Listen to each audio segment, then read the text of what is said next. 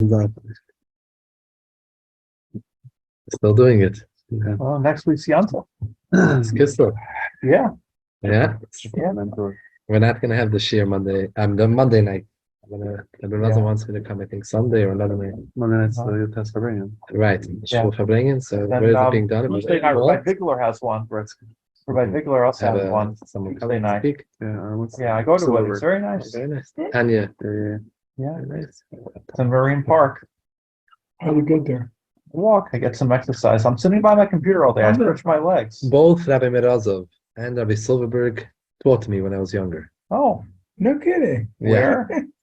Rabbi Silverberg taught me in Yeshiva in Granite when I was in Mesivta. He taught me Tanya. Oh, Gave him some trouble. he's an excellent And Rabbi teacher. Merazov taught me in the summer in camp. Oh, both excellent teachers. I think they're both similar age. Yeah. That was a very good group of Chabra, though, that age guys. They were a whole nice group. Rabbi Zilberberg and Ostania, unbelievable. Yeah. Nobody's come close to him. Yeah. He started out with me. I know this one. He's doing this for years. Yeah. Yeah, he was prepared. He used to prepare his shiurim well, and he would have it all. Yeah, especially We were with too the young Zohar, to be mature enough to. especially with so he was present prepared. ideas in a way that you can have some clue what's going on. The shiur here, they see it in Chicago. They want them, if we send it to Chicago, they're ready. They're listening it over there. Yeah. Yeah. He has a lot of viewers. People. Oh yeah, they were outside. So has he finished yet, Tanya? No, we're now in the Garrison. Which Simon? 25? Yeah. Almost Really? We start. So how do I hear it? How do I hear it? It's recorded. The Baal Shem Tov library. Baal Shem's on the website. It's a web. The website still exists. It's a. Yeah. On the YouTube page, He's on Torah anytime. They record it on Torah anytime. Both the Torah anytime. Oh, I didn't know that. Yeah. But not live feed. It used to be the Who library puts it on? Who does it? He probably does, I would imagine. Rabbi Silverberg puts it on. There's a younger man from Borough Park who does. Oh, Friedman. He Yeah. puts it on. Friedman. Yeah, Mm. eventually. Go anytime. So I want to hear because Yigaris HaKodesh. I actually just on the way here on the phone, I was trying to hear from the shiurim on the phone in Yiddish. Trying to hear if Rabbi Khan had on Yigaris HaKodesh. He doesn't have. And Yigaris HaKodesh, there's a lot of hard pieces there and also interesting pieces. Yigaris HaTshuva also. Yigaris HaTshuva and Sheikh Omaniyat. Those three sections. Those are Silver style, or he goes through like Simon by Simon? Silberg's listening to Michoel. The question is, what he's doing now things that he doesn't talk about. He's doing Yigaris HaKodesh, which Michoel never gave shiurim in. There is not one Maggid Shir and Tanya that's not basing it off of Michoel's shiurim. So the question is, how much do they add? It's also more about the Maggid Shir's own personal understanding, how they're able to give it over, if they understand it well, to give over the ideas well. One has their own But shoulder. the shiurim and Tanya were always Rabbi Khan shiurim, so that was considered the masterpiece. When was he nifter? Or at least 2 years ago, a year and a half ago, I should say. You were Shiur live? Sure, Hashem life, sure. Usually a big borough. I sat by his feet for close to 20 years. Yeah. But his shiurim on Tanya that he recorded were not given publicly. He did it privately. He did it for the recording. He had someone sit in front of him, but he did it for Heich Menachem in Borough Park. They didn't exist Heich Menachem in Borough Park, but someone in Borough Park did it. The one who runs it now, Heich Menachem Stern. I think he was the one who arranged it with him, and he sat in the house and he did it. And those recordings are excellent. He did it. He knew that it was recording to be on the phone for everyone to listen. So he was very careful and everything was meticulous and a perfectionist as he was, a very big perfectionist. The same is with other shiurim of his. They're not all he gave a lot of shiurim on the same topics many years, but the ones that he gave in early years was always better than the ones he gave in later years. Ladies, he went from like just repeating himself. The earlier years was really stark shiurim. These tiny shiurim were given in the 80s. I think in the early 80s when he did this series on the Tanya. Where do you listen to it? So I'm sure you could listen to it online. but there's a phone line for Chassidus. It has English and Yiddish. And you listen to this, and you can press for Tani Shir Me'iyun, and you can pick any parak, but it's in Yiddish. Pick any parak. Now they have made. He worked. His Talmidim put together on Yigeres HaTshuva and Shaykh Ramuna, his Tyrus, and he worked it over after they prepared it for him. Shaykh Ramuna is a real masterpiece, and he worked very hard on that to put a lot of koiches into it. After they had prepared all the work from listening to all the tapes and everything, he put a lot of work into editing it and learning it. He was very happy about it. You can buy it. It's a very serious, heavy piece of work. A deep chassidus. It's all what he heard from the Rabbi? No, not everything. A lot of it is things that he heard from the Rebbe. Whatever he heard from the Rebbe, he put in. Right. But Did the Rebbe as give well, any, things that he heard from older chassidim, his own understanding. He just had an unbelievable head. So did the Rebbe give any sheer word for word on Tanya? No. Like we're doing Thursday nights? no. Rebbe was a Rebbe. He wasn't a Rosh Hashiva. No. He didn't have any shiurim kvuim like that. He only had farbrengens, siches, Yes. but he never had formal shiurim like inside shir. The Rashi Sicha there, he did let know before which Rashi was going to talk They about. were not. They announced it, right? The boy was not. It's understandable. I understand Yiddish, so it's understandable to the regular. Geweldig. Yeah. He's explained it. the- No. It also depends what section, but yeah, it's extremely explanatory. He repeats himself and he's slow. It's very slow, actually. Some people want to listen to it on that faster speed. You Right. can listen to faster speed. Rabbi? On the Tanya Shiurim. Very, very slow, careful, explains Yeah. what we learned last week and what we gives you the first 50 minutes of the intro, what we learned last week, and then he's always makes sikumim. He was a master magachir. He wasn't just a genius. His koyach was also he was a master magachir. He knew what things to tell Talmud, what things not to say. When people ask questions in shiurim, he wouldn't allow all types of questions. If he felt that the kasha it's going to veer off from the topic, he wouldn't take it. He was very careful. He always let you know before he read the sif what we're going to talk about now. He gave you an intro, so you were prepared, and but it was in Yiddish, and he has also Hebrew, so it was Yiddish and Hebrew. But the Yiddish shiurim are the best shiurim. He had a lot of shiurim because he dealt with the Israeli bachrim come to learn some 70 every year. They had this kvotza bachrim that come every year. They still come. So he would dedicate shiurim to them, and every evening he would give 3 shiurim a week to them. And the Americans, Bachrim, he would give 2 shiurim a week in the morning. And, but the Israelis were much more, they always come here when they're younger, Israeli Bachrim. They they're younger, they're more impressionable, and they want to hear more. The Americans already, by the time they reach 770, they were in the older Bachrim, they're already starting to date, and they're not really as in tuned. So he would give himself over much more to the Israeli Bachrim. They were young, and they wanted to hear. Besides, he gave 2 shiurim in the morning, 3 shiurim at night. 2 in the morning were in Yiddish, 3 shiurim at night were in Hebrew. Then every Friday night, the winter, every Shabbos he would give a shir. Friday, this was the most ruchnistic experience you could have with him in a shir. It was Friday night after Shkia. You're going to upstairs Zal in 770, the small, old original shul. Bala Shabbos? Yes, the old original shul upstairs. You go into that Zal, close the doors, we packed, and sit there, take a deep Chassidus Sicha, only Chassidus Sichas, deep Sicha of the Rebbe, very, very deep. And we'd sit on it for a few hours. 2 hours. 2-3 hours. And then they first do a L'chadoda, yeah. After that. Wait, after the meal, this is before the meal. So For the meal. Bachrim, not the Balbatim went home. I understand. So they Bachrim have to learn. Fishing in the winter, Bachrim have yeshiva in the winter. On a Friday night, they don't go right away to eat the meal. Bachrim have to stay. They have Meir first or after? No. They learn and then they go to Meir like at 8 o'clock. All right. That's what they do. Fine. So he, instead of the Bachrim that wanted to, wouldn't learn Bechavrosas, they would come to the shir of his. The shir would be, he would hear, no one would say a word. He would be sitting there with a shir, sit for 2-3 hours straight. And you were one of them. Yes, and he would go through it, and he would go through slowly, and he would have all the time because it wasn't a shir to pack into an hour like a usual shir. He would have time. He would sit, explain it, give questions, and it was very deep. Rabbi YY, you know Rabbi YY, you heard of him? Rabbi Jacobson. Yeah. He used to live in Crown Heights. Before he was already famous, but he was living in Crown Heights. And I remember him standing on the side, listening to the shir. So I said to him, Yossi, said, you heard these shirim, he gives them every year. What do you know, it's the same topics. He didn't change. He had a seder, which shirim he gave.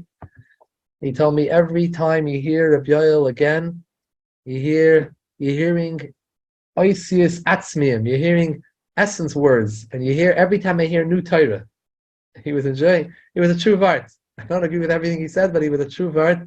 You always hear new ideas because he said it the way you're supposed to say it, and you always have more what to think about. After all that, sit down with the Bachram, sing the Gunim together. Someone would say a Maimer, then they daven a Ma'ariv. Now, if you were lucky, he would be one of those who ate by his meal that Friday night. He would have 10 Bachram eat by him every Friday night. His whole life, he didn't have any children. 10 Bachram would eat by him every Friday night. And you would just go on a list, you put yourself on a list and see if you're able to. Even if you didn't go on the list, after you ate your meal in the dormitory, in the yeshiva dormitory kitchen, after the meal, you can come over and sit on the side. You come and sit in the middle of the meal, come and join. The meal was beautiful, the meal. Say stories, sing Defaris Nagunim, tell you about different Hasidim characters and talk about Chassidish Blech. And it was a relaxing time. It was not a shir, and it wasn't a Fabrengen, so it wasn't intense. But he would just sit there and people talk, ask questions, talk about different characters and different Rosh Hashivas, different Mashpim, discuss it, different Durachim Avaydis Hashem, different Rebbes. It was just very different episodes in history. A lot of times. Yeah. That was the most special. Wow. This was the very intense this year, but this was very enjoyable. You'd speak hashkafas, ideas. And, 1-2 sometimes, not usually that late, but sometimes, yes. Wow. Sometimes it go very late. And by the way, Friday, Shabbos morning, he gave a shir chassidus every Shabbat for Balabatim. For Balabatim, he gave shir, not for the Bachrim. You can like older guys. He gave a shir every Shabbos. So no matter what time he Bichlal went to sleep very late. So It was very late. Him and his wife were always late at night. There was no things were happening by them always late at night. So he was always used to give me shir the other nights of the week, but he didn't give shir to the Bachrim. He came twice a week to Bar Park to give shir. So he went a full schedule. This he did till he was close to 90 years old. Till Corona. To put it clear, till COVID, this was his seder. Sounds like besides the Rebbe, he was one of the main personalities in Crown Heights. No shy about it. It was a personality. It was a tremendous personality. But he was, al-af his tremendous kishroiness, he was batal mavatal to the Rebbe. So it was like interesting. He was such a genius in his own right, but still he felt himself batal to the Rebbe's light. Like he was always in awe from things that the Rebbe said. And there were times that the Rebbe said certain things like chedushim, and it like turned his head around, and he took him time to grasp it. And he was, certain. Yeah, it was a big loss. It was a big loss. But he left a lot of written things. Is there a biography about him? No one made a proper biography. The family officially wrote out. The wife wrote out a letter that no one has permission to put out. I don't know. But Some- Yoel is a Satmar, so how do they call it? Yeah, that's a good question. His name Huh? when he was alive in the summer of the line. He was born. Yeah, it wasn't that he got the name. He was Russian. He was born in Russia. His father sat in jail for a few years. Was sentenced to jail to Siberia, and he was a little boy then. And his father was a very good writer. His father was talented, but he wasn't deep like his son. His father was a talented writer. He was very historical, very nostalgic. He wrote a lot of storybooks and history, a lot of Chabad history. He recorded and things that he'd heard and stories he'd heard, and his different life stories. He was also had. Rabbi also had a big chush and negina and singing. Not that he had a beautiful voice, but he knew exactly every niggin, how it should be sung, how it shouldn't be sung. That was his job, actually. In a lot of later tens of years, his job at the Rebbe's Farbrengens was to start the nigunim.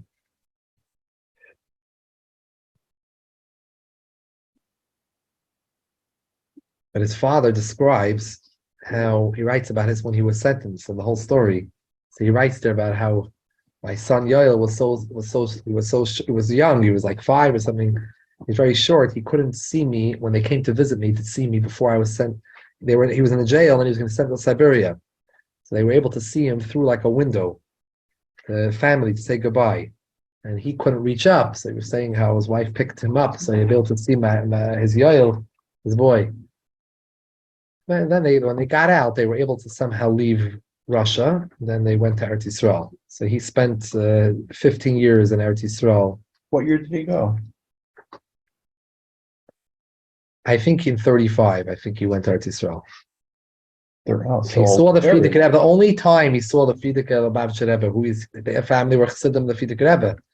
The only time he saw him was when they left Russia on the way to Eretz Yisrael. They stopped off in Wien, and they went to see the Frierdiker Rebbe. The Rebbe was there then, the current Rebbe, and they picked the family up from the port. And then they went to Eretz Yisrael. And he was there till 1950. When he was 20, when he was almost 20 years old, he came on a ship to go learn by the Frierdiker Rebbe, to learn the yeshiva in 770. On the boat, the Frierdiker Rebbe was nifter. And he did not know that, because on the boat he had no way of knowing it. And when he went with a few people, and when they arrived at the dock, then they heard that the Frierdiker Rebbe was nifter. And it was like during the Shiva. And then he had a shaila, should he stay? Because the whole reason he came was to learn yeshiva. The Rebbe, so he went and discussed this with the Rebbe. And the Rebbe told him the Rebbe had not yet accepted being the Rebbe yet. So assuming there was no reason to stay. Right, assuming there was no reason, 1950 was assuming no reason to stay. But the Rebbe told him, the Frierdiker Rebbe told you should come, then it means that you should stay. You shouldn't be running back. And that was history. Then he never left the Rebbe's side for anything. No family events, no nothing. He never went back to Eretz Yisrael till 1992, after the Rebbe had a stroke. It was only after that he left. And I think when he came there, he had some issues with how did he leave in the army. Had to Yitziyah. But he was already an older man at that time. He left when he was 20, but when he came back, he wasn't an Israeli citizen. Came back when he was 72. I'm not born in Israel. Yeah, but he was born in Palestine, so I'm just not aware that Russia. if you were born. That's what they say. If that's true, it's an anecdote. It could be it's not true. The fact that he went there, I know that he went to 1982. What happened? They say this. I don't know if it's true or not. I wasn't there. He would be much older. He may have been exempt altogether from the army at that point. They have now this problem, this Chabad Shliach in France. There's like this whole story going on where he went to visit someone. He's not really Israeli, but he went somehow. He's French really, and he came there for something and a few years ago, and then somehow they decided that when he came that he sort of like became a citizen. Something. My mother's Israeli, so every time I go, they give me a headache. Yeah. So how do you do with I it? tell the guy, like, look, I'm on vacation here with my family. Want to take me in? Like, so this guy, this Israeli shliach, he's a French shliach. He's a shliach in France, and he has he's a young fellow. He's a few children, but he's now stuck in Israeli jail because they're not letting. So they're trying to make a lot of things there to help out, but to get him out. But they're claiming that somehow some of the visits that he came, that maybe his mother had somehow registered for citizenship. He had no idea about it. And now he's having issues. Okay, Rabbi say, Ad kan Rabbi Yoel. We can't an Alter Rebbe. So we're going back in time. Reish Nun Gimel, page Kuf Yud Aleph. Kuf Yud Aleph. Din Kira V'Taner Litan Aleha Akadedes B'Erev Shabbos Oboy Chav Tes Sifim 29 Sifim discuss the halachis of Kira and a Taner. So we're going to learn a little bit about Shabbos and Kavod Shabbos. We're moving on. Yes, to there's no more Kavod Einik Shabbos. We're just skipping one siman, which we actually did learn a while back, I think. Some of it, Reish Nun Beis. We're just skipping one siman, because Reish Nun Beis gets very complicated with Amira La'akum. We did part of it.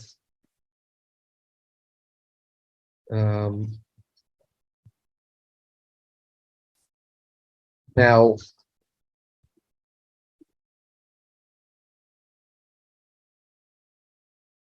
Azai, Akira, those days they had different types of ovens like we had today, and every generation things keep on changing.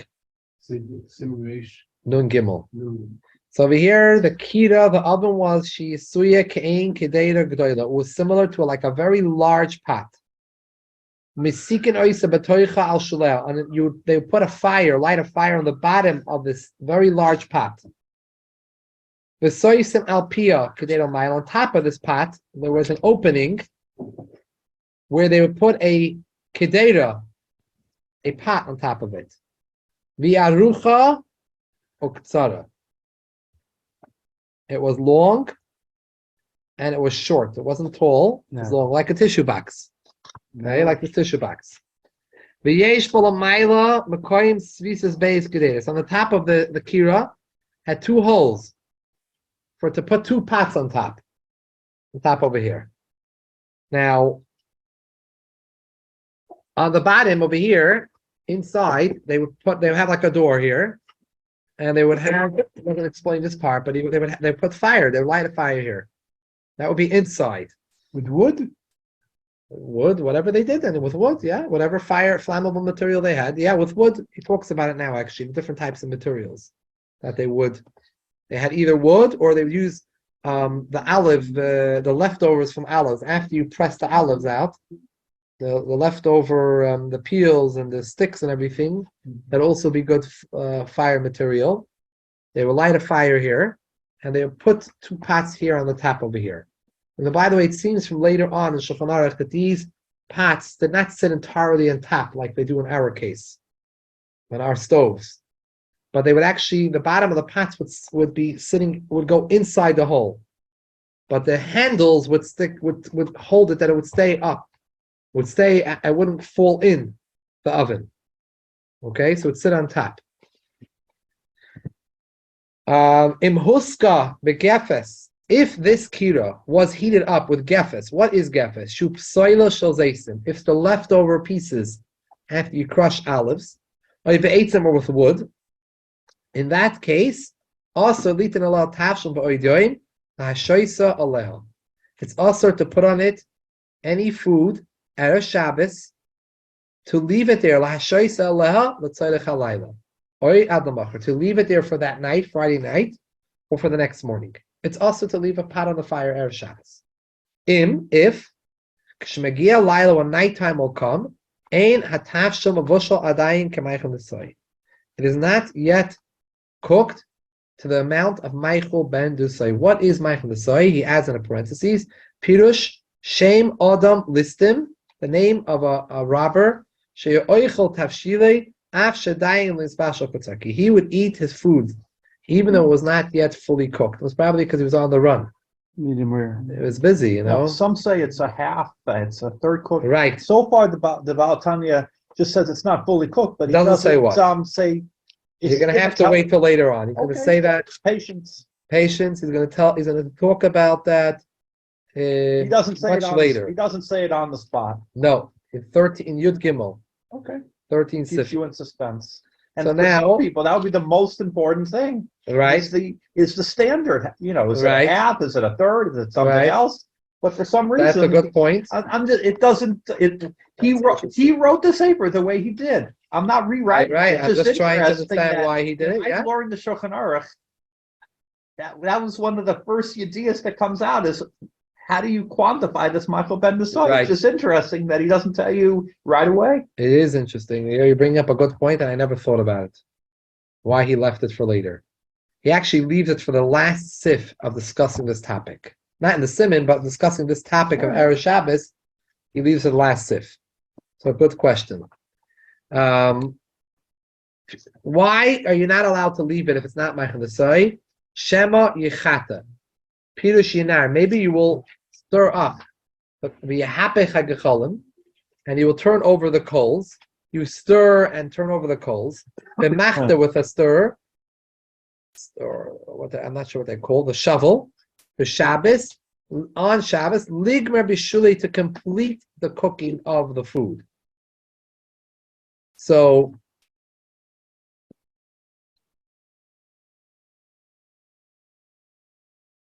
clear? So that's the reason why they were choishish, that you would be over an isser of, this would either be two isurim.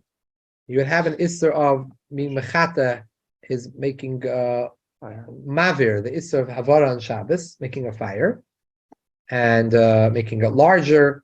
And a second isser would be that you're cooking the food. The food is not fully cooked. If the food is not fully cooked. Elim kain, when can you put it on if it's not meichum and desoi? Elim kain hakira hi grufa. Unless the kira is grufa. What does it mean, grufa? The hainu, these are all terminologies from the Gemara. He's bringing it, explaining it. And you shoveled out, you were goydef all the coals from outside this kira. So the oven is now coal free. So there's nothing to stir. Or you did a process called ketuma. What does ketuma mean? You covered all the coals in the kira with ash, to lower down the temperature. And that is good enough to remind you not to come to be mechata, stir the coals. You can explain this. And what type of level of sheet of ash do you have to put on? So he brings, it's from the Ran, based on the Yerushalmi, you don't need to pour a coating of ash over the coals till you don't see any fire anymore. That's not necessary. As long as you put a thin layer of coals a thin layer of ash over the coals, it's good enough. Even if after you did this process, at a later point, the coals reignited themselves to the same way they were before. It's not an issue. You did what you had to do. Since you revealed, made it clear your opinion, your das, Erev Shabbos, that you have no need more for this gechalim, by sprinkling this cover of ashes. There's no more concern that you might come to Mechat Shabbos. No one who wants to cook food puts a layer of ash in the fire. It's diminishing the flame. So by you doing that act, even if it's very little ash, you covered all of the coals with a light layer of ash. That is enough by you to make subconsciously. You should not come to stoke the fire, because it's very instinctive. You're sitting near your food. You're trying to cook your food. Your food's not fully ready. It's obvious that what do people do in the kitchen? You turn the flame constantly. You're playing around with the dials. Same thing over here. You play around with the coals. So this is a very instinctive thing. They had these sticks or something near it, these shovels to move around the coals. So by doing either grufa or ketuma, you're shoveling out the coals, or sprinkling the layer of ashes, that is enough to make sure you're not going to come to mechata. A grufa, we understand, there's no coals. Ketuma, even though the coals are there, but You did that before cover Shabbos, that, the ketuma. you have to do it before Shabbos. Both. You did the ketuma before Shabbos. Both the grufa and ketuma before Shabbos. Yachate, you do like this. Yeah. So again, in regular cooking, nothing to do with Hilchos Shabbos. What are you putting the ashes on the coals for? You don't. You never put ashes on coals. Maybe when you put it out. But here, the ketuma, You want to smother the fire, you put it on. So here, the ketuma is that you're putting ashes on the coals. It's sort of like smothering a bit, diminishing the heat, and that's something opposite idea of cooking. And you would do that on you would do that on chol also? No, never do Simon, it. he's making himself a Yeah, it's a simon. It's a simon in his But I mind. understand the sweeping of the coals you would do all week long. Why would you do that? Why do Because you want? you want to have space in the oven to put food. No, you need to cook. The food is on top. The two pots are on top usually. Unless some cases you put food inside because you want it really hot. You want to put it inside. Of other foods, you keep it on the top. Okay. Unless you want to broil something, you want it really close. Now you want the coals in there because that's gonna heat up your that's gonna cook your food. Okay. If you shovel it out, so there's still heat. The walls are very hot because But it the won't be nearly as hot. not anywhere close, and you're not going to shovel. You're not going to nothing to shovel. There's nothing there to stoke. There's no fire to stoke. Or you leave the coals in there, but you do ketuma. You put a layer of ashes over all Wait, the if coals. there's no fire to stoke at that point, then what's cooking? Heat. The heat. There's Oh, heat so in the there. residue heat from before. Residue heat is bottled in there and keeps. You pull it out. You close it. Okay, The walls are the brick just walls like are when very you set hot. an oven and you don't close the door, the Correct. oven will be hot for a certain amount of time. Correct. Okay. Although, even when you shovel things out, there's always a little bit left. But yes, it's because there is still heat in the oven, and it's probably more than our ovens, which are made in a way that the heat it dissipates very quickly. There's ventilations and everything. This is not the cooking. This is stoking. I understand. So the brick walls are still very hot. There's Yeah, our heat there. ovens are not stone; they're metal. They're Right. metal. So the metal does not stay hot for long. Yeah. Metal does not stay hot for long. What Brick is it? What? Doesn't stay hot. doesn't stay hot for that Oh. long. Stone will stay hot for a while. Stones will stay hot for longer. The stone becomes really hot. Okay. Now, Big metal, dat ziet much better than stone. Conducts it, but it doesn't hold it. If there's no heat source, it's going to dissipate very quickly. if you have a piece of metal that's hot, usually the heat doesn't stay for long. I mean, I'm not a scientist or anything. I don't see. Only if it's coming from a heat source. But if there's no heat source, it's only conducting if there's a heat source. But it's not going to hold heat. It's not like a stone. It has a certain way of preserving the heat, I guess. Ceramic does. More. Sure. We tested it. There's a higher, what's it bricks, called? I guess, they make brick houses to keep the heat. Yeah. Our houses are now wood or Well, all houses today are built with brick, most of them, the new houses. Yeah. I mean, the old houses built maybe 100 years ago. If it's Unless out it's a of wood, bungalow, today yeah, if everything's it's made built out with of brick. wood, in the winter it's going to be colder than if you have a nice stone house. Right. Yeah.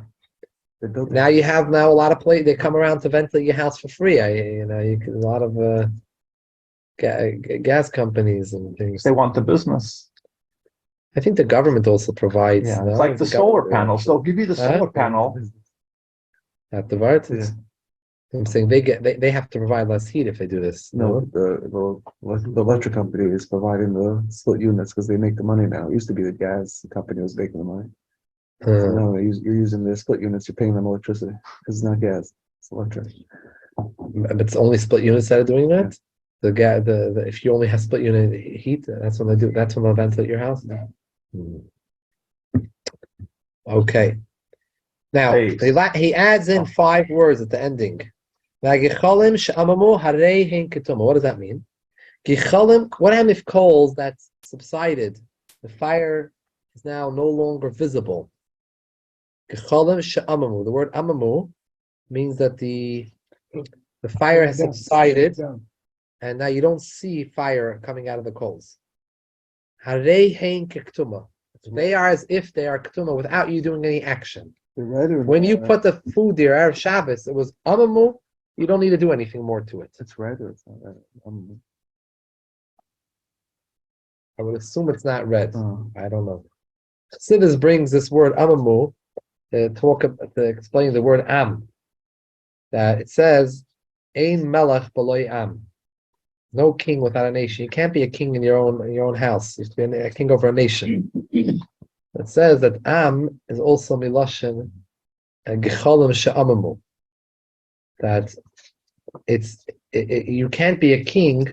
Not only you need a nation, but the nation can't be your children. You can't be a king over children. You're not, and you can't be a king over your. A king is only over people that are distant from him. Amamu, the am, miloshen amamu, that they subsided. It's not. A king can't be even over 1,000 children. He's not a king. He's a father.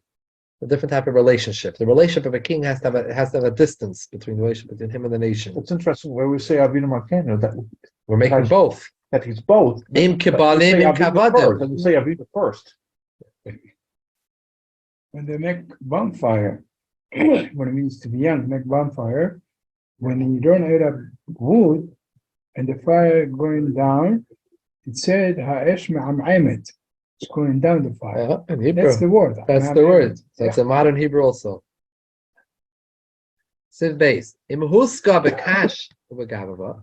If, however, you heated up your kira, your stove, your oven, with straw and gava stubble, in that case, mutar l'hashoyis aleh, you can put the pot, leave it on at erev Shabbos.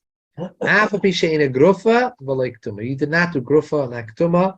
She'ein begachale hakash v'hagavava mamashas klal. There's nothing to it, to straw and stubble. Ve'in lochash behem shemiyachata. There's nothing to stoke there.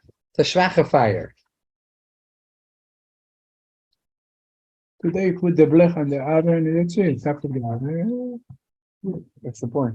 Because We you're didn't have all covering the this fire. problem. Because you're covering the fire, that's why you put a block. We have blech electric. But under it, my wife puts regular blech and then she put the electric in the top. So it will not be attached to the What's electric on top? What, a warmer? A hot plate? like a warmer. Yeah, it's a Yeah. big warmer. Yeah, Blech is just a piece of metal. There's, Right. So what we do is we put the blech with the fire, you know, and then the warmer. It's a nice. The warmer means the the hot plate. electric. it's a The hot plate. oh, it's electric? Yeah. Why does she put on top of the blech? Because there's fire underneath I there. mean, on the stove, you're putting the hot I have plate fire on and the a stove. blech. And The blech is hot, not so hot. but it has a fire under it. Not so hot. You put one fire, you have 6 things, you put Yeah. only one fire. The only here is hot. How about if you fill up the whole No, where does with she the- put the warmer? On top of the top of fire? blech. No, top of the But blech. near where the On fire the is? stove. Yeah. On the top on the stove. Doesn't heat up the electric piece? It doesn't Not at all. ruin it? Yeah, well, Why does nice. she do that? You have the warmer already. Why do you need both? It's dangerous. Don't think it's Because she covered the food. My mother used to cover the food, a special cloth to cover the food, keep the warm. the warmer is not enough for itself. It's not strong enough. And the fire itself is also not good enough. She's not watching where she could speak for herself and explain. Now, Sif Gimel, Afilu Huska Begefes Reitzim. Now, even if we're going back now, it was heated up with wood. Muter Lismach La Kedeira Besama Chutzala. You're allowed to put the next to the brick wall of the oven from the outside. Smicha, it's called. Soimich. The Ba'oidem Erev Shabbos, the Hashois Hasham to leave it there, L'tzayrech Halayla Oyad L'mocher, Friday night for the next day. Even though when it comes night, it's not yet Meichel Nesoi. It's okay. It's next to it. It's not It's on. next to it, right? We're not concerned that you're going to open up the kira to stoke it in order to heat up the pot on the side. It's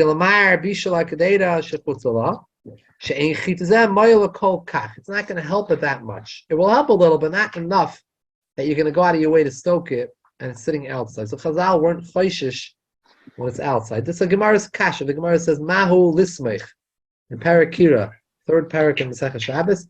The Gemara says, I think it's in Daf Lamed Zayin. The Gemara says Mahu Lismech. What is it in if you're allowed to be soymech? So here he explains you're allowed to be soymech. V'shnei shtei kirois hamasim zu eitzel zu. If you have two kiris, one next to the other. And there's a little bit of a wall, an earthenware wall, a little low wall in between these two kiris. You have a little wall separating them. They're one next to each other. One of those kiris is grufa or ktuma, which is permissible to leave the food on it. The other one ain't a grufa v'lei ktuma. It's also to put on it. You're allowed to put on the grufa and ktuma. The kira, which is grufa and ktuma, you're allowed to put the pots. Even though the fire next to it, which is not garfa katam, will add heat also to this pots. Because it's as if you're putting the pot next to an oven which is not garfa katam, which that you said in the previous if you're allowed to. So I'm following? What? You want to put on your lamp? You have here No, I don't need right one. next to each other. And there's a wall in between. And one, you make Gruf and Ktuma, which permits you to put the pot on. This one is not going for custom. If I'm leaving my pot on here, even though there's a wall here, but there's going to be some heat coming over, transferring from the oven, which is not going for custom. So, Davis. he said it's not an issue to leave it here because it's just like I said earlier, you're allowed to be soymech for one next to the other because it's not on top of it. Samuch is okay. Samuch chutzl is okay. It's a similar din to the beginning of the sif. Now, in sif dalid, until now we learned about akira. The kira is a type of oven, the way we described that it's long and it's short, and it has two places for two pots to be put on it. There's some diagrams you could see, drawings and various gemaras that you put the food on top, or not from the shulchan side, like our ovens. They put them on the top. Yeah, not like our ovens where you put the food from the side. And here, and now the tanner is something else. The Chazal talk about a tanner. A tanner as opposed to a kira. A tanner had only room for one pot on the top.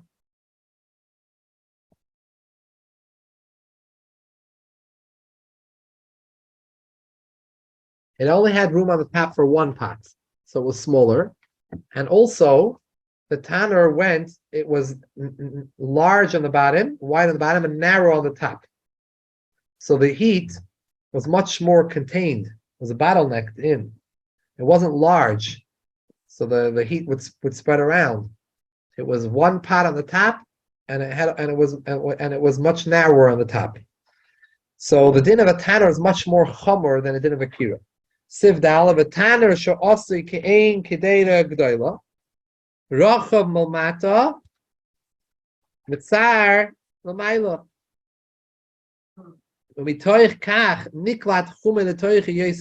Because of this, it holds the heat better, keeps the heat on the bottom, because the heat can't escape as well. The heat stays on the bottom better and longer than the kira. Such a case, asur afil l'smichlei imayatzel. You're not allowed to even do smicha outside that we allow by a kira. If that spot is yatzei ledes, it means it's very hot that you move your hand away from it.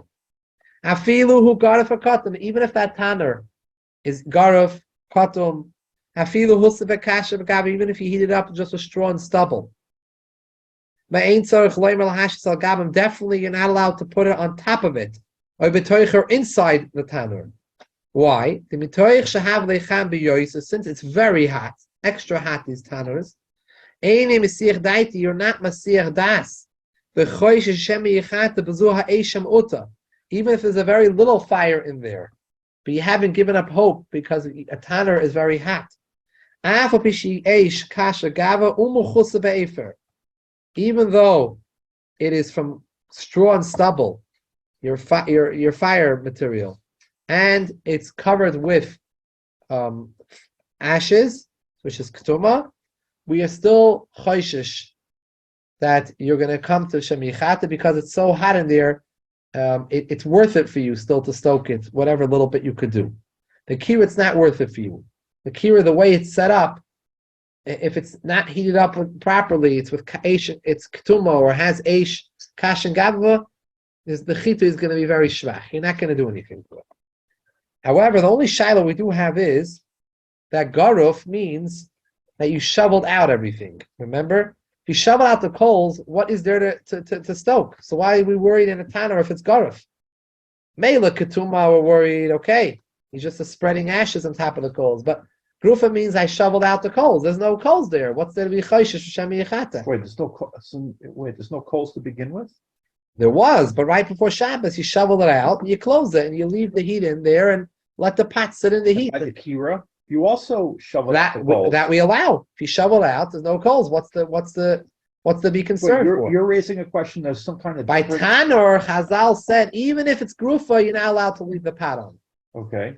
Shaila becomes, why not? There's no coals. What shash is there? So you're trying to understand the Messias, even though there's no coal. If you cleared out the coals, Why then did Chazal say it's still usher? what would wait? What could possibly go wrong? What are you gonna stir? What are you going to stir there? Chazal say you're still not allowed to do it. He You're just not said allowed to now, stir. Dalit. He Yeah. just said, the line starts with who got it for Kotim, yeah? Afilu who got it for Kotim. Even if it's got it for Kotim, you're not allowed Yeah, to what leave it would on you there. sweep? There's nothing to sweep. I mean, that's No, you swept it Erev Shabbos Yeah. out. So what's there to be worried about? There's nothing to stoke on Shabbos. Might add more folks.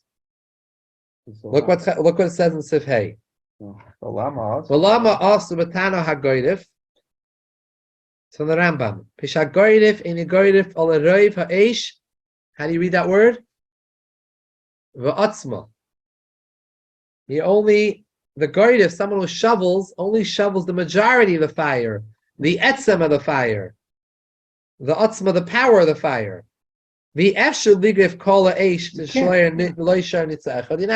don't shovel every single spark, everything in there. Generally, you shovel it out. So it's Since a tanner is much hotter than a kira, and there always is still some coal still left when you shovel out. You don't shovel everything out. Here you also. Yes. We're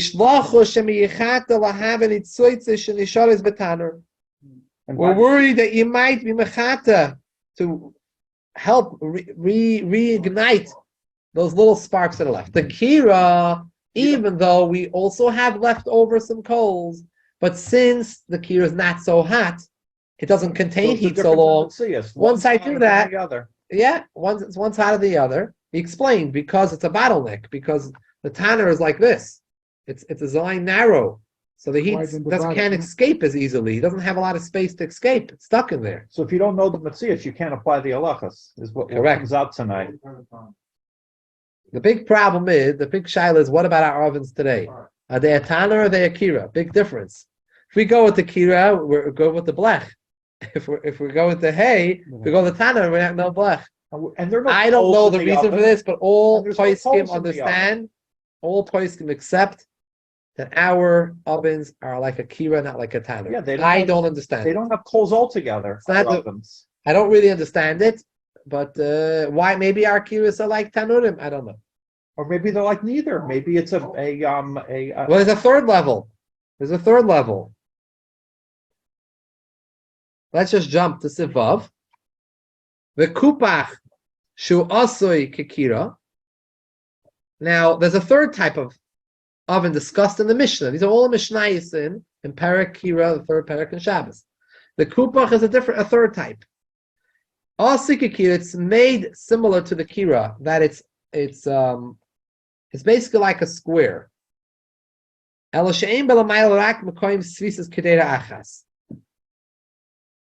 And it only has on the top one spot for one pot on the top.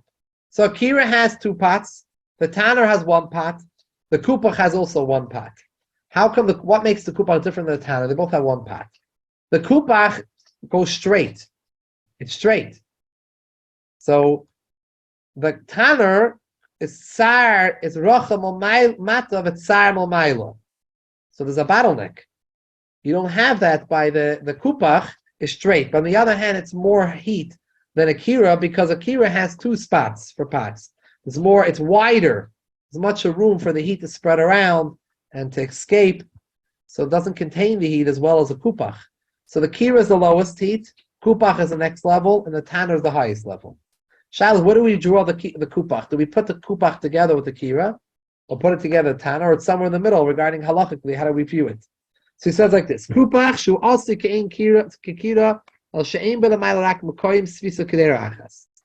Mitoich kach, because of this, choymei humay gadol michoy makira. It's hotter than a kira. Al pachas u'michoy tanner. It's less than the heat of a tanner. So we know what his din is. It's an adrogenous. It's like in the middle. If you heat it up with stubble and with kash, straw, then a kikira, we treat it like a kira. That doesn't need any, like a kira that would have straw, which you wouldn't need any grufra ktuma. It's fine the way it is. You don't need to do anything, even if it's not Michoel the Soy, it's not Garif, it's not cut, no problems. If Huska, Begefes, Eitzim, however, if the Kupach, the middle oven, was heated up with Gefes and Eitzim with wood, then we treat it like a tanner. Dinei Kitanner l'chol davar, that it will not help Garif, it will not help Katan. And even if it's Kash and Gavava and Ketuma together, still not going to help you. We treat it like the tanner when it's Eitzim. It really depends how hot it gets. Let's do one more sifik to go to Ma'ariv. V'atanurim shalom, our tanurim. This word already, tanurim shalanu, is already starting from the later Rishonim. So when we say shalanu, we have to always remember, what does that mean? The Alter Rebbe is a Paisik, and Shulchan Aruch is quoting things from earlier paskim. So shalanu already means from earlier. V'atanurim shalanu shepischa min hatzad, which the opening is from the side. They had other tanurim that they would put the pots inside, not on the top. Ein havalam meruba kol cham kol kach kehevalatana shirimeim. It was not hot like the heat of a tanner in those days, in the times of Chazal. V'loi keheval hakupach, not either like the kupach. Hoyel vein rechavim yoisim misrisas kerachas, because they were larger than had much more space, more than one pot. You could fit two pots there. The ficha chaydinam shava lakira l'chol davar. The din of these tanurim shalanu are like akira. And like I said, the way the Paiskim understood also in our gas ovens, they treat it also like akira. Like pischam and atzad, they treat it like akira. I don't really understand it, because what's in the Geya today, you have dials and you can turn up the tremendous heats. Yeah, we're not stoking the coals. But we're doing something else. We're going to use the dial to turn it. That's like sort of. Well, that's why people use a Blech, and some of them cover the knobs, which I'm sure we'll talk about. What? Right, but how? According to Chazal, a tanner or a kupach will not help if you have eitzim in there. Will not help to put a blech. Blech will not work. So obviously we're treating our kiros like the kiros of Chazal. How do you compare it? I don't know. Like, how do you compare it? You can turn on our ovens to 450? What our ovens go up to? Much higher with the digital. Where can they? How high can they go? He had more issues with the blech. Yeah. Ultimately, it's something. It's a different piece of Not equipment. for this reason, so but it I think has for other different reasons. rules. It's not an No, exact we have comparison. very hot. You put things on very hot. Yeah, broilers. I don't know. Maybe the broiler is different. Broiler maybe is different. Maybe the broiler's like the tanner. I don't know. Michoel always used to ask the pre-sheni, it's not a mavashal. It's the same temperature as the pre-rishon. It says Chum says not mavashal. Let's say the. But if I was v'dereinu, the Chazal are not saying v'dereinu, so it's hard to understand. Which one? That we have ovens that you can turn on so hot. Again, you have pizza ovens, matzah bakery ovens that are much hotter. But where do we draw how do we decide the temperature? I'm sure there must be out there some tshuvas that explain it properly, how we make the kesher. L'poyel, all the poyis gedorein are mekel. But I don't see much discussion on how we made a comparison between the kira of Bizman Chazal and the Shulchan Aruch is talking about, and our kira to say it's one and the same. Maybe it's like the tanner. I understand that we have also bakery ovens and that are baking the breads and the pizzas and they're hotter, and look in the matzah bakery what it looks like over there. It's hotter than your oven. And other things, the pizza ovens, things like that. I understand there's different levels of heat, but how do we know where do we draw the line to compare what was tanner then You or not? see what the Chazal are concerned about. They're afraid that if it's so hot, you may come to stoke it. You see what the Chazal are concerned about, and those concepts are always are in the picture, even if the particular equipment may change.